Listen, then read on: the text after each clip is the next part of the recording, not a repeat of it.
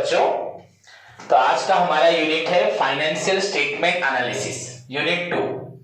इससे पहले हम लोगों ने कवर किया था फाइनेंशियल स्टेटमेंट का unit 1, that is your introduction part, जिसके अंदर हम लोग को जानने को मिला था बच्चों what do you mean by financial statement. उसके बाद बच्चों आपका features of financial statement, objectives of financial statement, importance of financial statement, limitations and different types of financial statement.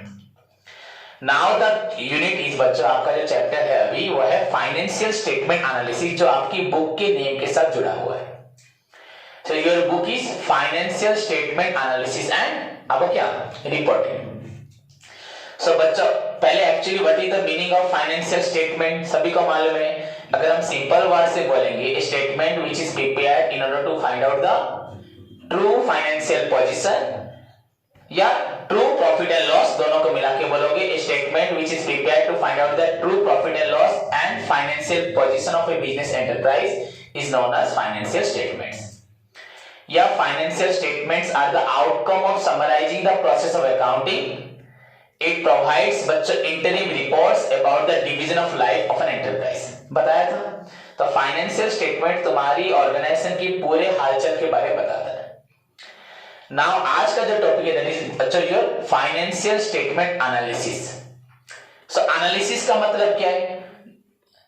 Analysis का मतलब क्या है बच्चों? The term financial statement analysis refers to analysis and interpretation. Analysis मतलब देखना, हाँ, आपका उसमें आपको आपका एनालाइज करना कितना आपका प्रॉफिट हुआ है कि लॉस हुआ है as compare to base year any previous year. Previous year आपका फाइनेंशियल पोजीशन क्या था, इस साल क्या है उसको देखना, मतलब एनालाइज करके आप इंफॉर्मेशन देना फ्यूचर के लिए, प्लान पॉलिसी के लिए। The term financial statement analysis refers to analysis and interpretation of financial statement. Financial statement का मतलब था बनाना, बताना। अब फाइनेंशियल स्टेटमेंट एनालिसिस का मतलब क्या है? उसको जांच करना एंड इंटरप्रेट करना कि एक्चुअली हमारा बिजनेस पिछले साल या उससे पिछले साल के कंपैरिजन में आज किस लेवल पे है। हमारा इस साल का प्रॉफिट ठीक ठाक है या बहुत अच्छा है, या हम क्या नेगेटिव स्लोप में हम लोग चल रहे हैं। समझ में आया कि नहीं? अगर टर्म को सुनोगे फाइनेंशियल स्टेटमेंट एनालिसिस तो यहीं से मालूम पड़ जाएगा। The term financial statement analysis refers to analysis and interpretation of financial statement. The objective of financial statement is to find out the true profit and loss and financial position of a business enterprise. Clear? But the objective of financial statement analysis is to बच्चों analyse the and interpret the strength and weakness of a firm। मुझे तो कुछ पहले ना नहीं, ये तुम्हें क्या बताएगा? strength and weakness of a firm। Financial statement analysis. Analysis suppose मैं डायग्नोसिस सेंटर में डॉक्टर हूं, मैंने देखा कि एक इंसान के ब्लड ग्रुप में बच्चों मलेरिया है, तो मैं उसको इंटरप्रेट भी तो करूंगा ना, मलेरिया है उसका कितना ज्यादा है कि कम है, कुछ बता सकते। टाइफाइड में होता है लेवल, होता ही होता, तो उसको इंटरप्रेट भी करूंगा, बस एनालाइज करके अपने मन में रख लूंगा क्या? जो लोग एनालाइज करते हैं वो लोग इंटरप्रेट भी करते हैं। So whereas the objective of financial statement बच्चों is to prepare the trading account, profit loss account, balance sheet या manufacturing trading profit loss and balance sheet. समझ में आया? ये सब बनाते हैं। They also prepare fund flow statement, cash flow statement. किस लिए बनाते हैं? To find out the true profit and loss, net profit and loss and financial position of a business enterprise. That is financial statement that provide the interim reports. मैंने बताया था interim मतलब final report नहीं देता। That is the limitation of financial statement. जब तक एक business पूरी तरह से बंद नहीं हो जाता या बिक नहीं जाता, उस बिजनेस का exact profit and loss and financial position दुनिया में कोई नहीं निकाल सकता। स्टिल हम हर एक बिजनेस का प्रॉफिट लॉस निकालते हैं, फाइनेंशियल पोजीशन निकालते हैं, उसी को लेके आगे चलते हैं।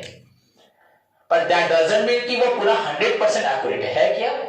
नहीं, पर हमें उसी को मान के चलना है because A business is a going concern. क्या है? तो हमारा ये कॉन्सेप्ट, हमारे कन्वेंशंस, हमारे अकाउंटिंग प्रिंसिपल्स हमको यही सजेस्ट करते हैं कि हमें हमेशा हमारे बिजनेस को as a going concern assume करते हुए उसका profit and loss and financial position निकालना है। तो ये सब तो हम लोग फाइनेंशियल स्टेटमेंट में पढ़े थे। जहां तक आज के टॉपिक का सवाल है फाइनेंशियल स्टेटमेंट एनालिसिस, तो एक सिंपल लाइन बच्चों, the analysis and interpretation of financial statement is known as financial statement analysis. ठीक है, समझ में आया? So financial statement analysis refers to the analysis and interpretation of financial statement. Clear?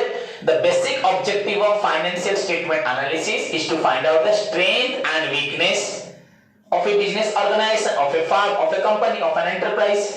समझ में आया कि नहीं? But analysis and interpretation of financial statement is known as financial statement analysis. इसका ऑब्जेक्टिव क्या है? इसकी नीड क्या है? क्या जरूरत है? हम क्यों फाइनेंशियल स्टेटमेंट एनालिसिस हम लोग करते हैं? समझ में आया कि नहीं? In order to find out the strength of our business, weakness of our business, हमारा बिजनेस की स्ट्रेंथ क्या है, वीकनेस क्या, उस वीकनेस उस खामियों को दूर करोगे, अदरवाइज फ्यूचर में तुम्हारा बिजनेस बर्बाद हो जाएगा।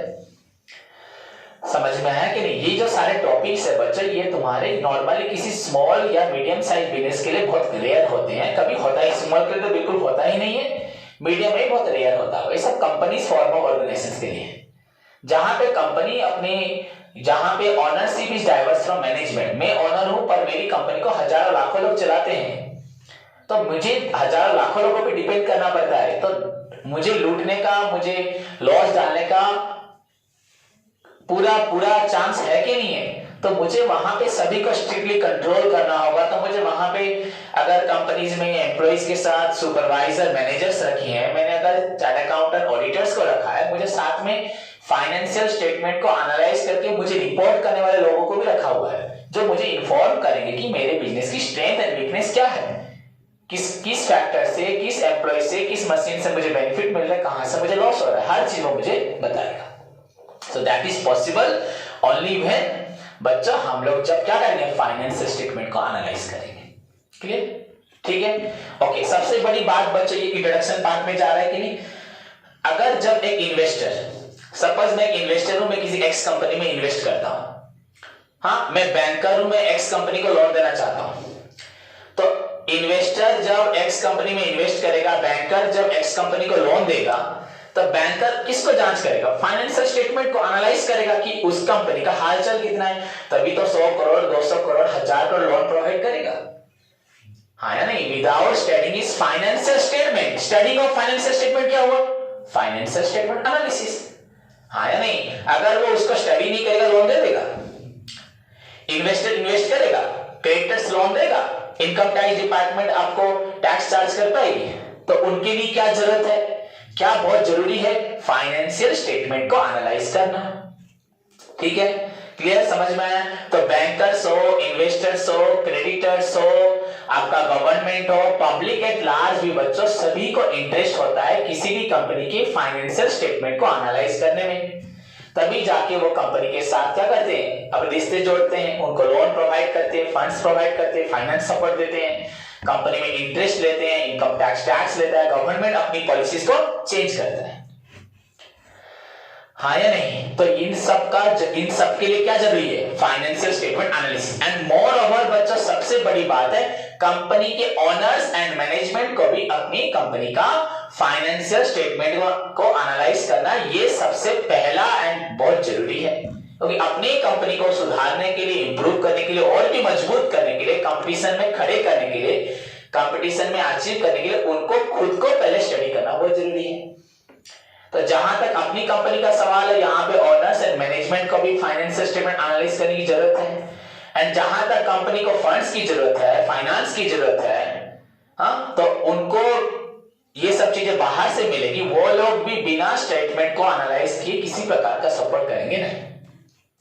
So that is why financial statement analysis is very compulsory in nature, है या नहीं? कंपनी फॉर्म्स ऑफ ऑर्गेनाइजेशन में फाइनेंशियल स्टेटमेंट एनालिसिस करना बहुत जरूरी है, माने from management point of view, या हमारे growth point of view, efficiency point of view, effectiveness point of view, हमारे फ्यूचर की बेहतरीनी करने के लिए हमें इन सब चीजों करना पड़ेगा। क्लियर? तो ये मैंने एक्स्ट्रा बातें बताई, but simple thing is that the term financial statement analysis refers to the analysis and interpretation of financial statement. The objective of financial statement analysis is to determine the strength and weakness of a business organization. whereas the objective of the financial statement is to only find out the true profit and loss and financial position of a business organization. Clear? तो आज हम लोग बच्चों discussions करने जा रहे हैं जो वो हमारा है क्लासिफिकेशन ऑफ बच्चों फाइनेंशियल स्टेटमेंट एनालिसिस या types of financial statement analysis. कितने प्रकार या किस तरह से हम एनालाइज करते हैं, कंपनी किस प्रकार अपने फाइनेंशियल स्टेटमेंट को एनालाइज करवाती है या खुद करती है, फाइनेंशियल स्टेटमेंट को कैसे एनालाइज किया जाता है। क्लियर, समझ में आया कि नहीं? तो याद रखना बच्चों, बहुत सारे यूजर्स हैं, लाइक तो पहले ऑनर्स मैनेजमेंट को फाइनेंशियल स्टेटमेंट को स्टडी करने की जरूरत है, उसके साथ साथ creditors, investors, bankers, income tax department, public को भी हमारे स्टेटमेंट में इंटरेस्ट है कि नहीं है? तो दैट इज वाई बच्चों फाइनेंशियल स्टेटमेंट को क्लासिफाई करना, एनालिसिस को क्लासिफाई करना, फाइनेंशियल स्टेटमेंट एनालाइज करना जरूरी है, क्लासिफाई छोड़ो। That is why financial statement analysis is necessary and this बच्चों analysis are of two type. This analysis of financial statement बच्चों कितने प्रकार का है? टू टाइप्स का है, क्लासिफिकेशन टू टाइप्स का है। आपका पहला है बच्चों एक्सटर्नल एनालिसिस, सेकंड है इंटरनल एनालिसिस। समझ में आया कि नहीं?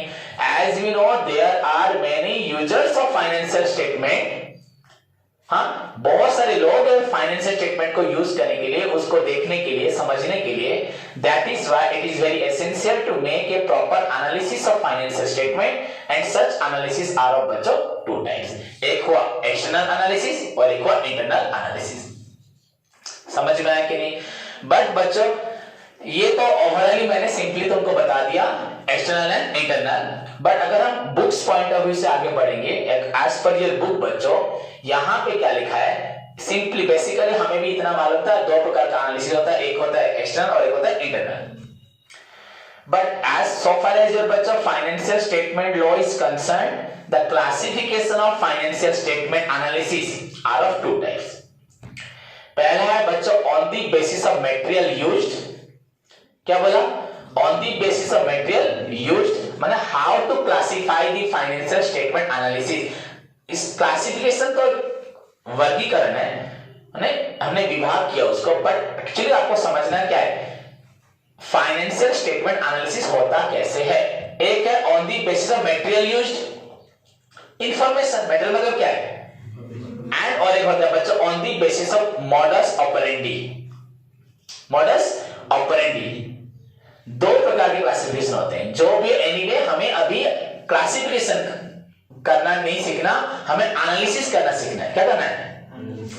एनालिसिस के दो तरीके हैं, दैट इज क्लासिफिकेशन।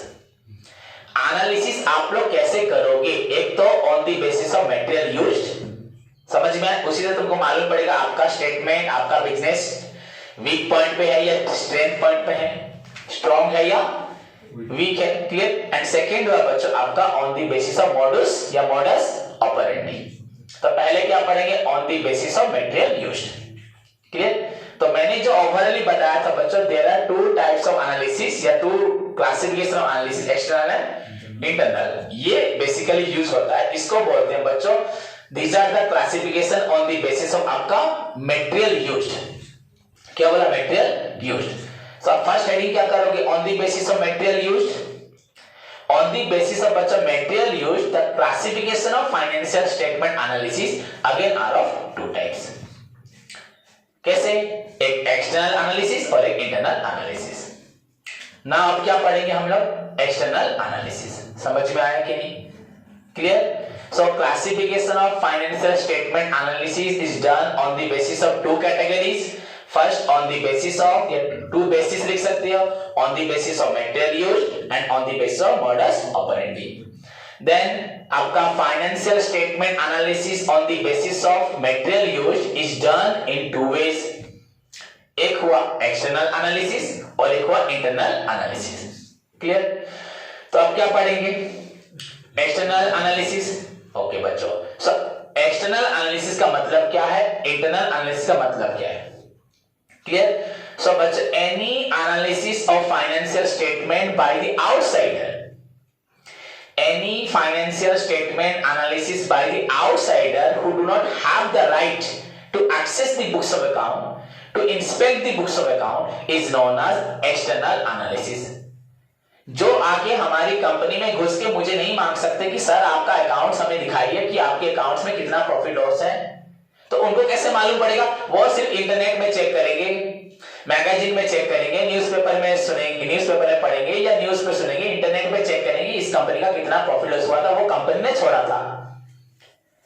बट वो एक्चुअली खुद मतलब वो लोग खुद वॉलंटरली आके, उनके पास कोई हक नहीं है कि आके मेरी बुक्स ऑफ अकाउंट को जांच करके इंफॉर्मेशन कलेक्ट करके मुझसे ले सके। समझ में आया कि नहीं? Analysis of financial statement done by outsider who don't have any right, but legal right to come and inspect the books of account. समझ में आया कि नहीं? That is known as external analysis. Clear? So basically they are dependent on आपका published accounts on the internet, on the site, website, on the newspaper, published in the newspaper. In the आपका media में जो आपका news में team में आप सो उस पे डिपेंड करेंगे। समझ में आया कि नहीं है? And who are the external users? The creditor, the banker, the investors, the government, income tax department, public at large. They are the outsider, नहीं insider. They are outsider, they don't have any right. है क्या? Government का हक है बच्चों, वो आ सकता है, बट सिचुएशन में आएगा। गवर्नमेंट तभी आएगा जब गवर्नमेंट को उस कंपनी में कुछ प्रकार की प्रॉब्लम्स दिखाई देगी। जब कंपनी बच्चों अपना टैक्स ठीक से नहीं पेड करेगी, तभी गवर्नमेंट आपका vigilance department, income tax department आके इंटरफेयर करेगा। अदरवाइज उसका भी कोई भी हक नहीं है कि वो जाके इंटरफेयर करे। अगर कंपनी टाइमली प्रॉम्प्टली टैक्स देती है तो सारे वाउचर बिल्स को शो करती है, कोई भी कंपनी की बेनामी प्रॉपर्टी नहीं है, सब कुछ ठीक ठाक चल रहा है, कोई इश्यूज नहीं है, तो गवर्नमेंट आके इंटरफेयर करेगी नहीं। हाँ या नहीं? अभी बोलोगे हमारे घर में पुलिस नहीं घुस सकती, पुलिस का हक है, पर पुलिस का कोई हक नहीं है क्या? कोई प्रॉब्लम ना होने तक वो भी हमारे घर में नहीं घुस सकती, जब तक उसके पास कोई भी हमारे अगेंस्ट में कोई एलिगेशंस या कोई इश्यूज नहीं है। घुस सकती है क्या? वो भी विद प्रूफ के साथ, विद वारंट के साथ आएगी, अदरवाइज नहीं आ सकती। प्राइम मिनिस्टर भी नहीं घुस सकता, जैसे हम उसे घर नहीं जा सकते, वो भी हमारे घर के बाद आएगा तो डोरबेल बजा के परमिशन बोलेगा, नहीं बोलेगा कि मैं आ सकता हूं क्या? ये हमारा मैनर्स है कि हम उसको घर में बुलाते हैं क्योंकि देश का वो प्रधानमंत्री है। समझ में आए? तो इसलिए गवर्नमेंट का भी हक नहीं है कि वो कंपनी के अकाउंट्स को जांच करे, अनलेस अदरवाइज एनी बच्चों कोई पर्टिकुलर इशू बनता है। Clear? So analysis of financial statement by the outsider, those who do not have any legal right to access the books of account is known as external analysis. The user of external analysis are कौन है? Creditors, investors, bankers, government, public at large. They do not have any right to inspect the books of account personally. They are required to depend on the data published on the बच्चों website, internet, newspaper, magazines पे जो होता है उसी से वो क्या करते हैं? कंपनी के बारे में जानते हैं। Clear? That is why we may say that बच्चों the analysis of financial statement on the basis of external point of view is not बच्चों reliable।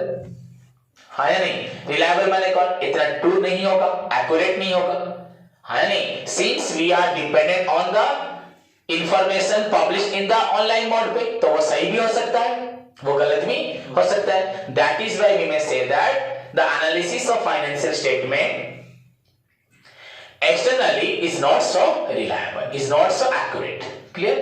समझ में आया कि नहीं? ठीक है, 4 पॉइंट मैंने बोले, याद रहे क्या? अब क्या बोलोगे बच्चों? बट हाउएवर तुम बोलोगे सर आपने, तुम लोग कोई कुछ पूछ नहीं रही हो, पर पूछना चाहिए सर। आपने तो शुरू में बोला कि फाइनेंशियल स्टेटमेंट एनालिसिस का जो प्रिंसिपल है वो खुद बता रहा है कि आपको एनालिसिस करना है 2 कैटेगरीज में, एक मटेरियल यूज्ड और एक मॉडस ऑपरेंडी। मटेरियल यूज्ड में एक्सटर्नल एनालिसिस है, एक इंटरनल है। अगर एक एक्सटर्नल एनालिसिस है और वो हमें अगर सही इंफॉर्मेशन नहीं दे रहा तो हम एक्सटर्नल एनालिसिस करेंगे क्यों? करेंगे ही क्यों हम एक्सटर्नल एनालिसिस करके उस कंपनी में पैसा इन्वेस्ट करेंगे या उस बैंक उस कंपनी को लोन क्यों देगा? जब बैंक खुद जानता है कि the information which are published on the online mode पे जो है that is not 100% reliable, accurate नहीं है या नहीं? तो नहीं, बट बच्चों तो भी एनालिसिस तो पूरा बेकार हो जाएगा नहीं। बट बच्चों due to changing in government policies, government policy के चेंज होने के साथ नाउ डेज बच्चों company is required to provide more and more information and more reliable information. एक कंपनी को भी अपने बारे में सही एवं ज्यादा से ज्यादा इंफॉर्मेशन ऑनलाइन पे छोड़ने के लिए एक लॉ बनाया गया है जिसमें कंपनी खुद अपने बारे में सही इंफॉर्मेशन पब्लिश करेगी और कोई भी कंपनी अपने बारे में रॉन्ग इंफॉर्मेशन पब्लिश नहीं कर सकती। तो आज सभी को अपने बारे में ऑनलाइन पे दिखाने का हक है और ऑब्लिगेशंस भी है। हम दूसरों को अपने बारे में दिखा के दूसरों को अट्रैक्ट भी कर सकते हैं, पर हमें सही दिखाने का ऑब्लिगेशंस है। So due to changing in government policy बच्चों, the important thing is that every organization is required to publish audited accounts। कौन सा अकाउंट? ओके, तो मैं अगर अपने बारे में अपनी कंपनी का अकाउंट शो कर रहा हूं तो उस अकाउंट्स को किसी ऑडिटर ने ऑडिट किया होगा, तो मतलब वो पूरा एक्यूरेट है, उसकी एक्यूरेसी का प्रमाण वो ऑडिटर दे रहा है। ऑडिटर जो लिख के देगा उसको मैं पब्लिश करूंगा, प्रॉब्लम होगा तो पहले वो फंसेगा, है या नहीं? So that's why बच्चा एक्सटर्नल एनालिसिस आल्सो यूजफुल। समझे कि नहीं? और क्या क्रेडिटर्स इन्वेस्टर्स आके तुम्हारे दुकान में घुस के बुक्स को पढ़ेंगे, उतनी उनको नॉलेज होगी क्या? क्लियर? समझ में आया कि नहीं? So analysis of financial statement बच्चों done by outsiders externally, those who do not have any right to inspect the books of account बच्चों practically personally is known as external analysis।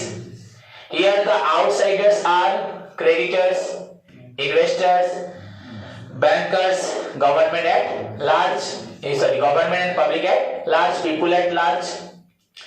Clear? Since they do not have any right to inspect the books of account, they are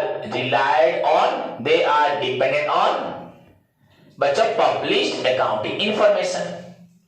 That is why we may say that the published accounting information may or may not be reliable।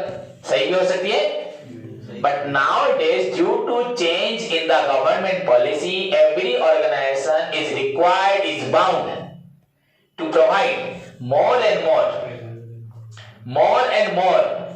बच्चों audited accounting information on the website।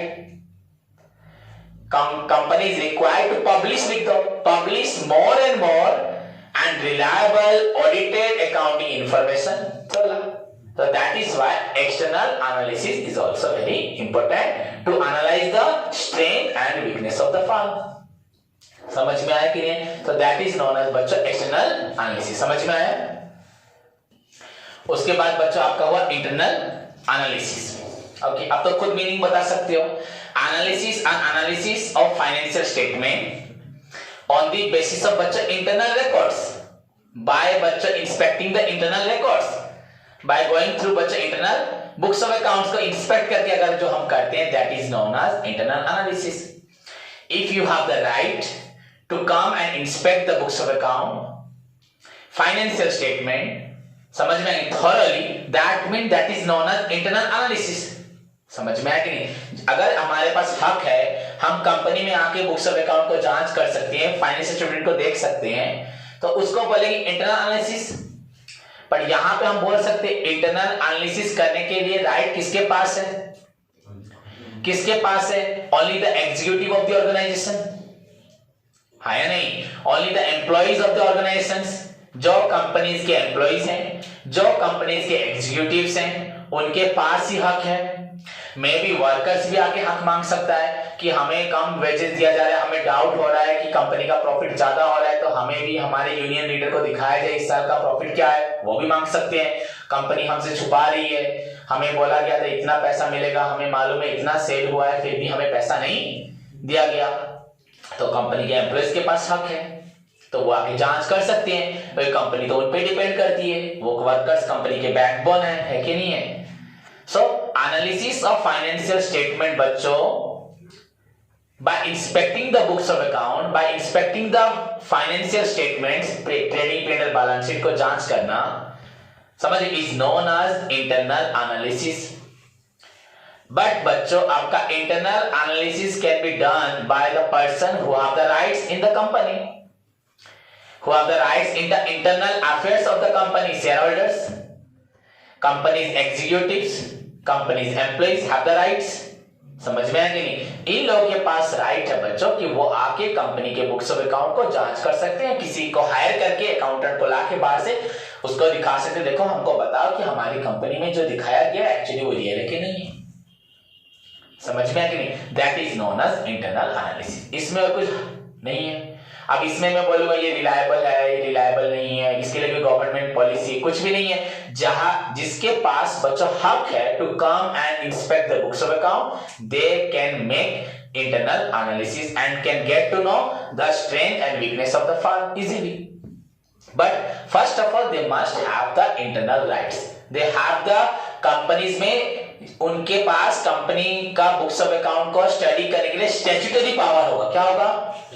Companies में बच्चों statutory power, ये अच्छा word इसको add करना, they have the statutory power, they have the legal rights to inspect the books of account. नहीं तो कोई भी आके बोलेगा क्या मुझे बुक्स ऑफ अकाउंट दिखाओ, ऐसे होगा क्या?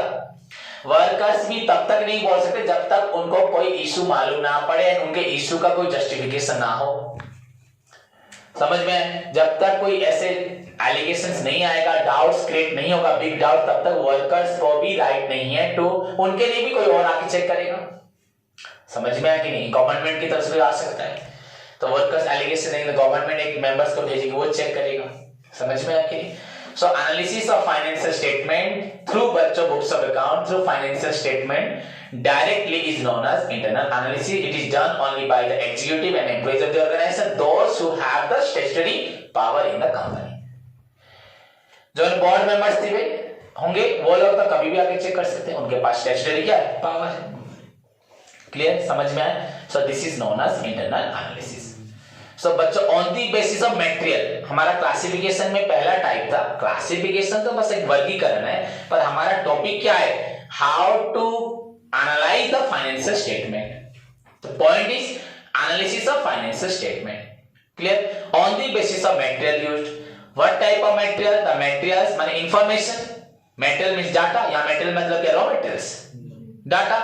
Data somehow available on the online mode पे है या physical mode में है?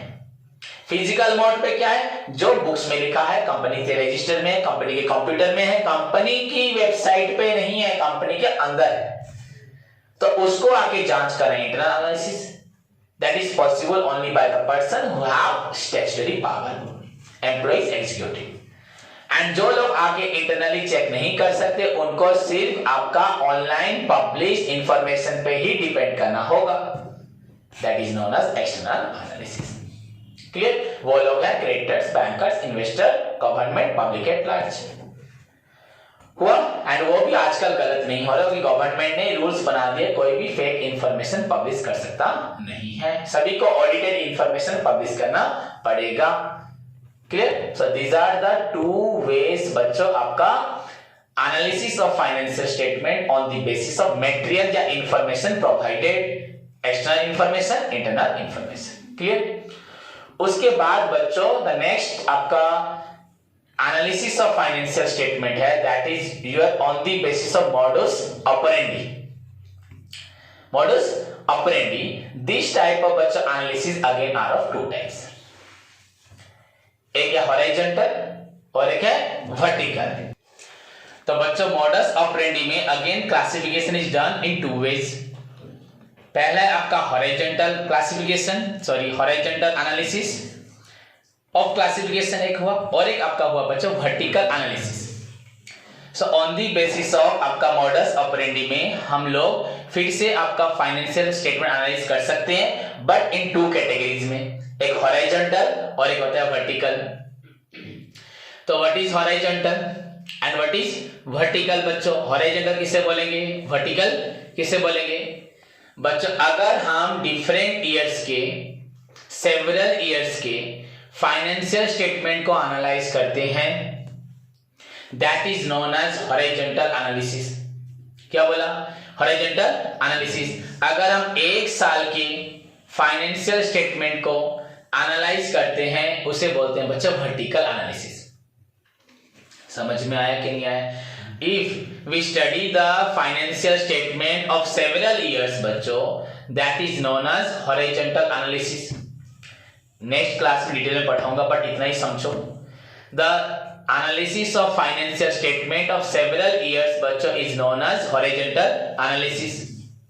Then the analysis of financial statement of any one year is known as बच्चों vertical analysis.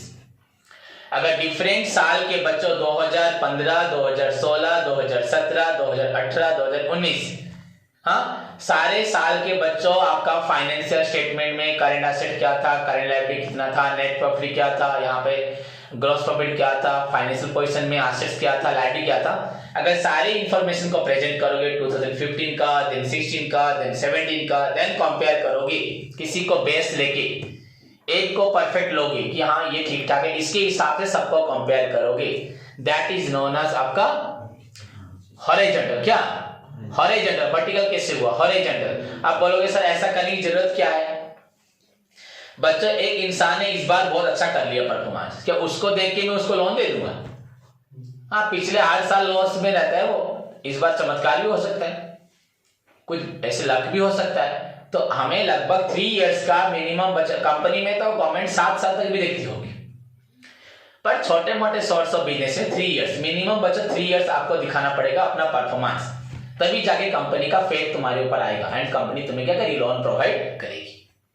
समझ में आया कि नहीं? So here you are required to present the financial information of several years, then उसके बाद तुमको एनालाइज करना है, that is known as horizontal क्या बोलते हैं? एनालिसिस। क्लियर? बट इफ अगर हम एक ही साल का इंफॉर्मेशन स्टडी करेंगे, एक ही साल का, अब तुम बोले सर कैसे होगा? जब पढ़ाऊंगा बताऊंगा।